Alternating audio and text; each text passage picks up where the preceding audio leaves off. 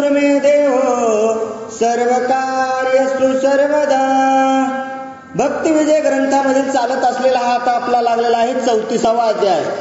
आणि या 34व्या अध्यायामध्ये आपल्याला भक्त सेना नावाची कथा ऐकायला मिळत आहे. भगवंताचा अगदी प्रिय जवळचा असणारा, भगवंताची सदैव भक्ती करणारा सेना नावी आपल्या भगवंताला आपल्या जवळ कसं करता येईल याच अनुषंगाने आपली चाकरी करत असताना त्या भगवंताचं नामस्मरण करत आहे. संसार जाणून नाशिवंत उदासपणासे विरत श्रीहरी भजनी अहोरात्र प्रीती जडली तयाची. हो, त्या भगवंतावरती प्रीती होती. हो, भाव सगळा त्या भगवंता होती. आणि कशामुळे भगवंतावरती भाव ठेवला होता? हो, कारण जाणलं होतं त्यांनी की जे आपण करत आहोत ना, ज्या संसारामध्ये आपण गुंतलेलो आहोत ना, हा संसार नाशिवंत आहे. नाशिवंत असणारा संसार लोकला जाणार आहे आणि भगवंताची भक्ती केलेली आपल्या समोर येणार आहे, आपल्या सोबत येणार आहे. या संसारामध्ये शरीर रूपी आपण जरी असलो ना, तर हे शरीर जाणार आहे. कोणाला माहित होतं? अहो, शेण्या महाराजाला माहित होतं ना, हा देह नाशिवंत, मलमूत्राचा बांधा. हा मग नाशिवंत देह आहे ना. मग आपण या नाशिवंत देहाच्या का बरं मागं लागलो आहोत? भगवंताचा विसर पडला आणि या देहरूपी आपल्याला याच्यामध्येच भगवंत वाटायला लागलेला आहे. पुढं काय बोलतात ऐका.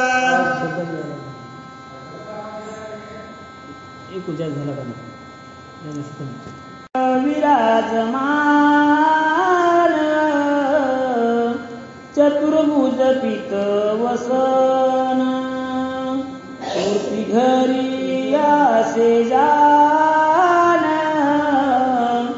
दे दिप्यमान साजरी. आणि भगवंताची भक्ती करणारा सेना महाराज, अहो कुठं जायची गरज काय आहे म्हणले? घरीच आपल्या काय करता चतुर्भुज असणारी भगवंताची मूर्ती स्थापन केली होती आणि त्याच मूर्तीचे भक्ती करत होता. प्रातःकाळी करोमी स्नान आधी करीत विष्णू पूजन ऐसा नित्याने वसारून संसार धंदा करीतसे. आणि नित्यनेमानं भगवंताची भक्ती करायची. ब्रह्ममुहूर्तावरती उठायचं, प्राप्त स्नान करायचं आणि अगोदर त्या भगवंताची पूजा करायची आणि मग जे काही आपलं रोजचं दिनकाम आहे त्या कामाला सुरुवात करायची. नापित व्रती नीच जाण त्याहुनी विशेष मुलानपण जन्म देतसे नारायण दोष पदरी असतो. हो, त्या भगवंतानं आपल्याला जन्म दिलेला आहे ना, मग जन्म दिलाय तर आपला दोष सुद्धा आपल्या पदरामध्ये टाकलेला आहे. हो, मग आपल्याला हे भोग आलेले आहेत. मग जन्म मिळालाय ना, भोगही मिळणारच आहेत. चालत जरी असला आपला सुखाचा संसार तरी यातनं आपल्याला भोगावंच लागणार आहेत. का तर काहीतरी पूर्वीचा भोग आहे म्हणले. पहिल्या जन्मामध्ये काहीतरी भोग झाला असेल, पहिल्या जन्मातलं आपलं काहीतरी पाप शिल्लक असेल, या जन्मामध्ये आपल्याला ते भोगावं लागतं. ग्राम जोशी मुळेपण त्याहुनी विशेष सोनार जाण जन्म देत नारायण पदरी दोष यास्तव. मातंग आणि धीवर जाण ग्रामकंटक करी दंडन जन्म देत नारायण दोष पदरी यास्तव. खाटीक कसाब चाटेपण अखंड निर्दयी असती पूर्ण जन्म देत नारायण पदरी दोष यास्तव. नित्य योनीत जन्म येणं म्हणजे पूर्ण जन्म देत नारायण पदरी दोष यास्तव. पदरामध्ये दोषच आपल्या टाकलेला आहे ना. आणि आपण आपल्या मनुष्य जन्मामध्ये आल्याच्या नंतर आपण आपलं कर्म करतो. मग आपलं कर्म काय आहे? आपण शेतीमध्ये शेतकऱ्याच्या जन्माला आलो तर आपण शेती करतो. मग हे कर्म आपलं धर्माला लागून आहे ना. मग हे धर्माच्या रीतीनं कर्म आहे, यात पुण्य मिळेल ना. मग काटकाला जन्म मिळाला आहे कसायाच्या रूपामध्ये. मग तो त्याचं कर्म करीतच असतो ना हो. मग काटकाचं कर्म आहे, गाई बकरे मारत असतो, मुक्या प्राण्यांचा जीव घेत असतो. मग त्याचं तो कर्मच करतो ना हो. मग तोही कर्म करतो, आपणही कर्म करतो. पण त्याला का पाप लागत असेल? तर काहीतरी पूर्वीचं पाप असेल, काहीतरी पूर्वीचा भोग भोगावा लागत असेल. म्हणूनच या भगवंतानं या अशा ठिकाणी जन्म घातलेला आहे की तुम्ही कर्म जरी केले तरी धर्माच्या विरोधात राहसाल. म्हणून काय करावं लागेल आपल्याला की हो जगत असताना पुढच्या जन्मी तरी आपलं कल्याण व्हावं, चांगल्या ठिकाणी जन्म घ्यावा, असंच कार्य करावं. धर्म नीती ऐकोनी ऐशी श्रोती राग न धरावा मानसी. शास्त्री दुशिले कुकर्माशी शब्द तुमाशी नसे की. शब्द काय बोलावं म्हणजे शास्त्रानं सांगितलेलं आहे ना. मग कर्म केलेलं तुमचं आहे ना. मग कर्म भोगावंच लागणार आहे. मग वाईट कर्म करणं आपल्या हातात नाही, ते भगवंतानंच आपल्याला जन्माला घातलेलं आहे. मग आता काय करावं म्हणले? मग आलेलं कर्म तर भोगावंच लागल. धर्माची नीती अशी आहे, ही यावेळी अर्थ सांगितला नाही. धर्मनीती अशी आहे, तुम्ही श्रोते जर इतर कोणी श्रोती राग न धरावा मानसी. शास्त्री दुशिले कुकर्मनीती शब्द तुमासी नशेकी. अंगीकारता हे व्रती न कळता दोष नराशी घडती. म्हणून सजनी ऐकोनी नीती अनुताप चित्ती न धरावं. मनामध्ये काय दोष धरायचीच गरज नाही ना म्हणले. ही वृत्ती अंगीकारल्याच्या नंतर मग दोष घडतोच ना. मग दोष घडत असताना तुम्ही मनामध्ये त्याचा विचार करू नका. आईशा यातीत जन्मला आणि हरिभजन न घडे त्याला. तो भवचक्रात पडियेला सुटका त्या दला नशेची. आईशा जाती, आता बघा भगवंतानं सांगितलं की अशा जातीत जन्मला आणि भगवंताला शरण नाही गेला. या एकड्या जातीमध्ये जन्माला आला, अधर्माच्या जातीमध्ये जन्माला आला. मग तिकडे येऊन तरी भगवंताला शरण जावं ना.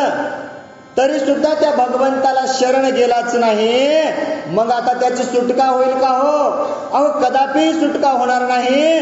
तुला नरक यातना भोगाव्या लागतील. ऐसे जाणो नी नाविसेना श्री हरीशी गेला शरण.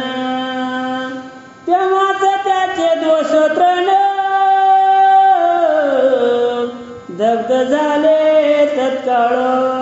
आणि मग अशा नीतीनं काय केलं ना, सेना महाराजांनी म्हणले आपला जन्म जरी आगळ्या कुळात झाला असला, आपण या नाव्याच्या कुळामध्ये जन्माला आलो असतील, वारिक म्हणून जन्माला आलो असतील, तरी पण आपल्याला भगवंताची भक्ती केल्याशिवाय पर्याय नाही म्हणले. का तर पहिला नियम होता भगवंताची भक्ती ब्राह्मणांनी करायची, आपल्याला अधिकार नव्हता ना. मग नावी कुळामध्ये जन्माला आले असताना देखील सेना महाराजांनी आपला उद्धार होण्याकरिता त्या भगवंताला शरण गेले. रामीचा ओहोळ जाल गंगेची मिळता होय गंगार्पण. तैसे श्रीहरीचे जाता शरण दोष संपूर्ण नासती. दोष संपूर्ण नासती. कशाने नासती? संगत सज्जन की करले. अरे चांगल्याची संगत झाली ना माणसाचे दोष मुक्त होतात. श्रावण महिना चालू आहे, आपण पूर्णा नदीचं पाणी आणून घालतो का हो देवाला? नाही घालत ना. का तर आपण दूषित मानतो. तेच पाणी काय होतं, अहो त्या गंगेला जाऊन मिळतं ना. मग गंगेला जाऊन मिळाल्याच्या नंतर तेच पाणी पवित्र होतं, तेच पाणी आपण भगवंताला घालतोत ना.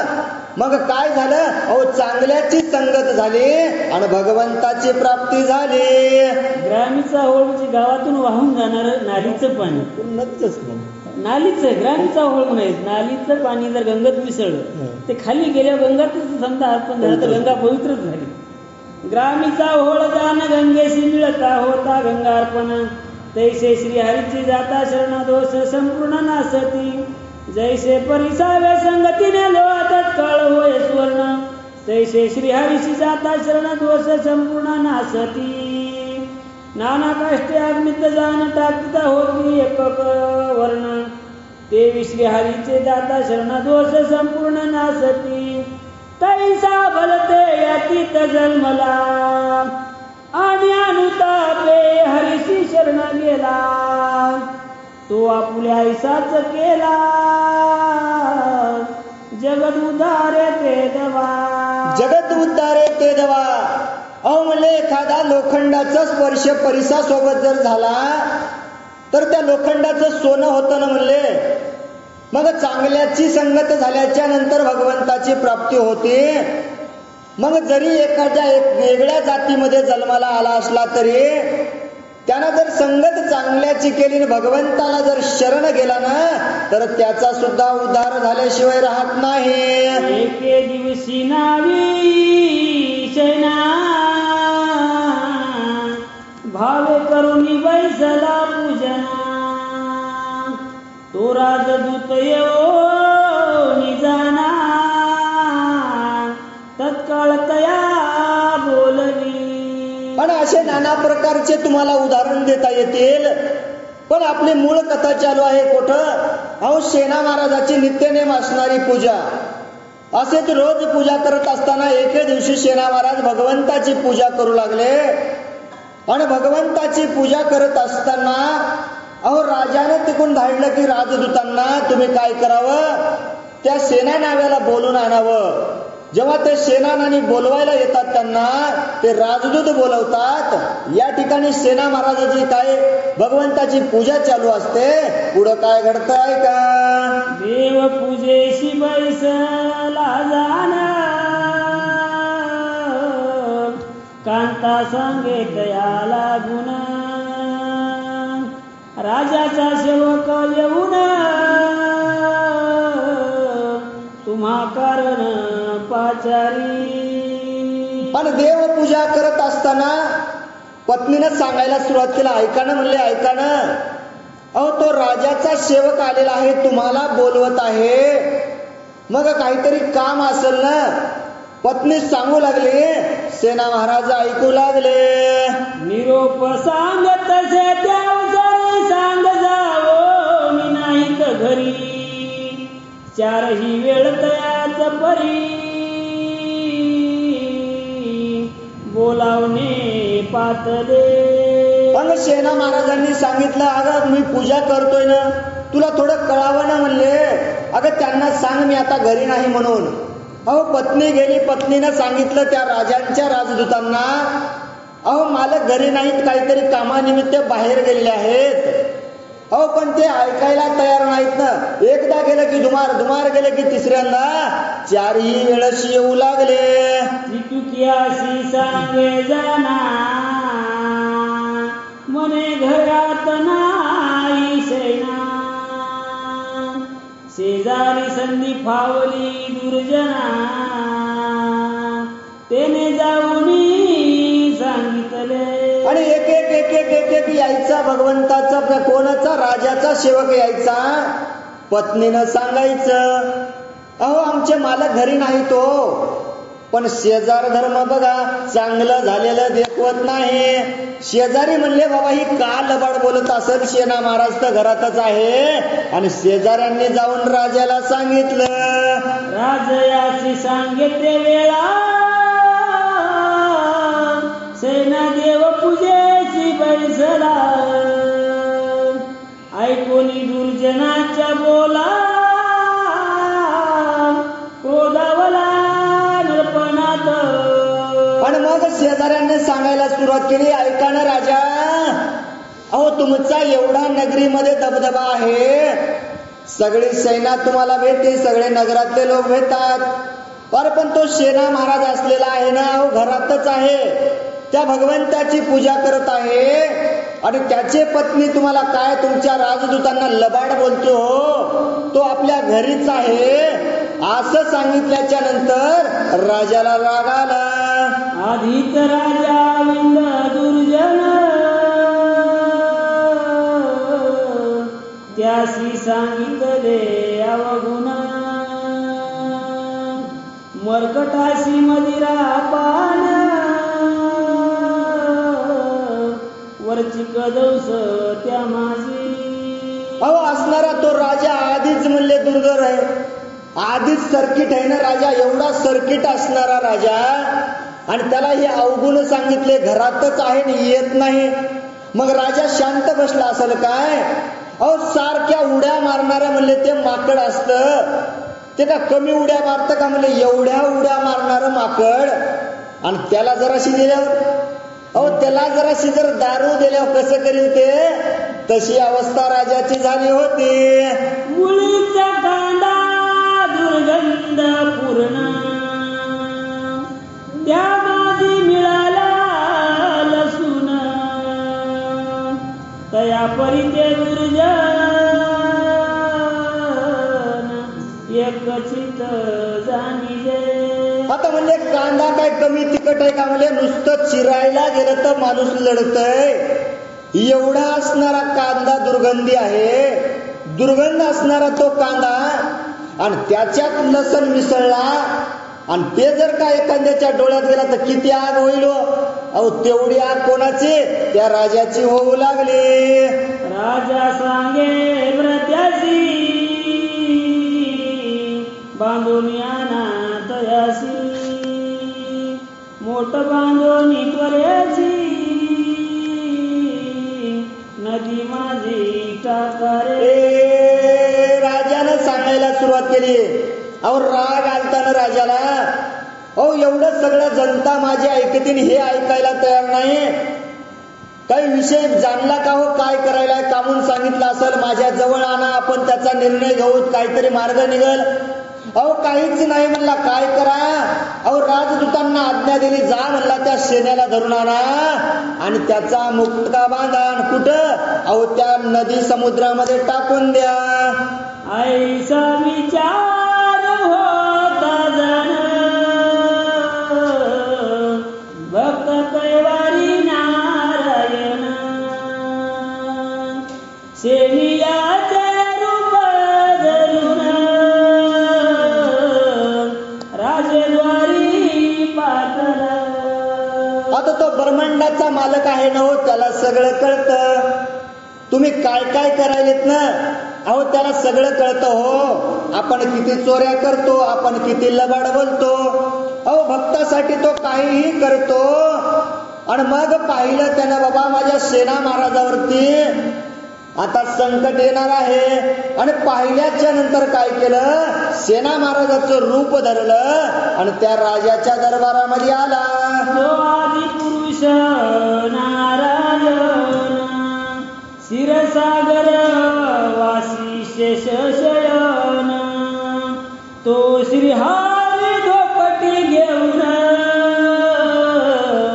राजद्वारासी पातला. ओ धोपटी घेऊन आला, कोणाची, अहो थैली घेतली त्या सोना, कोणाची, सेना महाराजाची. कशाची, आणि थैलीमध्ये काय काय असेल हो, वस्त्र हे सगळं सामाईन असेल ना. आता नाव्याच्या दुकानातली थैली म्हणल्यावर काय त्याच्यात पैसे थोडेच राहणार आहेत, पण भगवंतानं घेतली ना, आणि घेऊन कुठं, त्या राजाच्या दरबारामध्ये आले. ब्रह्मादि देव ऋषी जन जयासी ध्याती रात्रंदिन तो सेना नावी होऊन रायापाशी चालिला. अहो रायापाशी चालिला. अहो त्यानं काय बघा महाराजांना म्हणले साधा वया भक्ती काज आणि नाही लाज धरीत. अहो त्या भक्ताचं रक्षण करण्यासाठी त्यानं लाज सोडून दिली हो. आणि कोण कोण वंदित करीत होत? अहो ब्रह्मादिक असणारे, ऋषीमुनी असणारे, अहो रात्रंदिवस त्याचाच गुणगान गायचे ना. हरी हरी हरी हरी मंत्र हा शिवाचा, आत्मा जो शिवाचा, राम जप. भगवंत सगळे कोणाचं? त्या भगवंताचं नामस्मरण करणारा, भगवंत सगळ्यांचं ऐकून घेणारा. आणि आज तोच काय झालता? वज्रासनी बैसोन योगी करती अखंड ध्यान. तू सैन्याचे संकट देखो नाईक होऊन जातसे. ओ वज्रासनावरती बसल्याच्या नंतर सगळे योगी मुनी काय करतात? अहो त्या भगवंताचं ध्यान करतात हो. मग त्यांचं कल्याण करण्याचं सोडून हा भगवंत त्या सेना महाराजाचं रूप धरून आलेला होता. दस इंद्रियपती मन वर्तत विजयाचा सत्य करुण तो विश्वव्यापक चैतन्य गण न धरी थोरपण सर्वत. अहो 4 1 6 शास्त्र 18 पुराण कोणाचं गुणगान गातात? अहो त्या भगवंताचंच गुणगान गातात, त्या भगवंताचंच वर्णन करतात ना. शरीरामध्ये असलेले 10 इंद्रिय सुद्धा अहो त्या भगवंताचं गुणगान गातात. आणि तोच भगवंत या ठिकाणी सेनानावी झाला होता. किरीट कुंडले कौस्तुभमानी काढून ठेवी चक्रपाणी खांदा धोपाटी लावणी तोरे करो निघाला. अहो त्या सेना महाराजाचं रूप घेतलं हो. आणि मग काय किरीट कुंडल असणारे मोती हार सवळं पितांबर सगळं घेऊन आला असेल का हो? अहो सगळं काढून ठेवलं हो. आणि त्या सेना महाराजाचं रूप घेतलं, नाव्याचा खलता आपल्या खांद्याला अटकला आणि राजाकडे जाऊ लागला. शास्त्रे झुंडाळीची जयाकाराने बहुत कष्टती तो उभा रावणी श्रीपती मुजरा करी राजाशी. आणि मुजऱ्या करू लागले कोणाला? राजाला. वेद थकले गाता गाता, पुराण थकले लिहिता लिहिता. अहो अंत न लागे साधू संता. अहो तो कोणालाच कळाला नाही, कोणालाच अंत त्याचा लागला नाही. आणि तो परमात्मा आज राजाला वंदन करू लागला. नाईक रूप धरिये हरीने त्याचे होताची दर्शने तात्काळ क्रोध गेला जाणे राजाचा ते देव. आणि मग भगवंतानं त्या नायाचं रूप धरलं आणि त्याच राजाच्या समोर आले. आणि राजानं सुद्धा तात्काळ त्यांना पाहिलं. आणि पुढे राजा काय बोलतोय का? समोर राजाशी बैसोनी त्याचे स्मस्तु कर्म करुण परमचतुर जग जीवन मस्तक त्याचे चोळीतसे. अहो ऐका ना राजा, ऐका ना, ऐका ना राजा हो, मी आलो आहे हो. आणि तुमचं काय काम असेल तर मला सांगा. राजाने सांगितलं अरे काहीच काम नाही. अरे लई दिवस झाले म्हणले, श्रावण महिना होता, दाढी कटिंग वाढलेली होती माझी, आता दाढी कटिंग करायची रे. मग आलास ना, माझी दाढी कटिंग करून दे. सन्यास महाराजांनी सांगितलं काही हरकत नाही म्हणले राजे हो, तुमची दाढी कटिंग करण्यासाठी तर आलेला हो ना, समोर बसा ना हो. समोर बैसलं आणि मग दोंडाला डोक्याला पाणी लावू लागले. नरपवर म्हणे पुरावे आम्हापाशी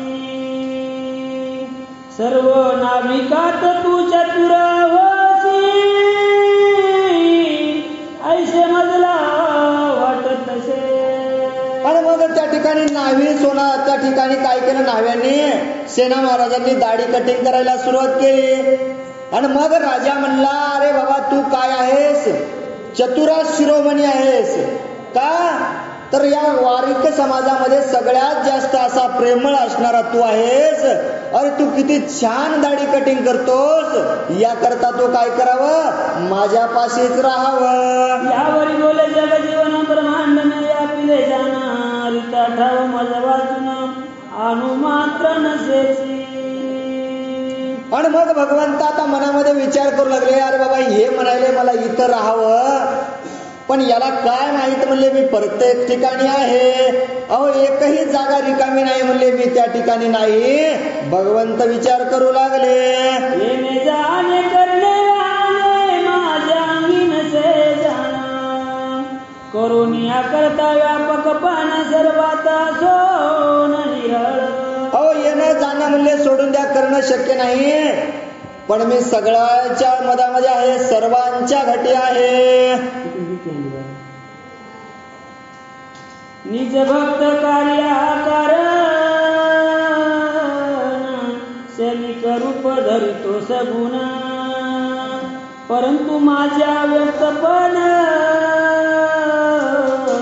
नमोळेची सर्वत. अहो कधीच म्हणले माझं मी मेन कार्य सोडत नाही. या भक्तासाठी, अहो माझ्या जवळच्या असणाऱ्या भक्तासाठी, अहो मी कुठल्याही प्रकारचं क्षणिक रूप धरतो. त्या भक्तांचं उद्धार करण्यासाठी, त्या भक्तांचं कल्याण करण्यासाठी मी नाना प्रकारचे वेश धारण करतो. पण मी ब्रह्मांडाचा असणारा मालक, मी माझं दैदिप्यमान रूप सोडत नाही.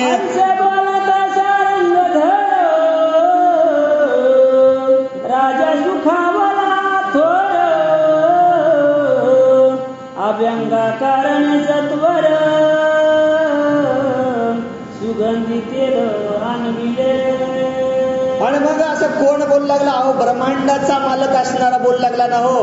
मग त्याची वाणी काय कमी असेल काय, रसाळ असणारी वाणी. आणि तो नाव्याच्या रूपानं त्या राजाला सगळं सांगू लागला, आणि राजा सुद्धा आनंदानं कथा ऐकू लागला.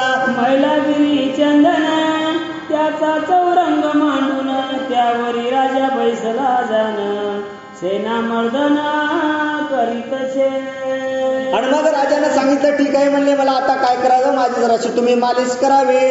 वाटीमध्ये तेल आणलं आणि मग चंदन तेलामध्ये टाकून, कोण, अहो साक्षात भगवंत सेना महाराजाच्या रूपामध्ये त्या राजाची मालिश करू लागले.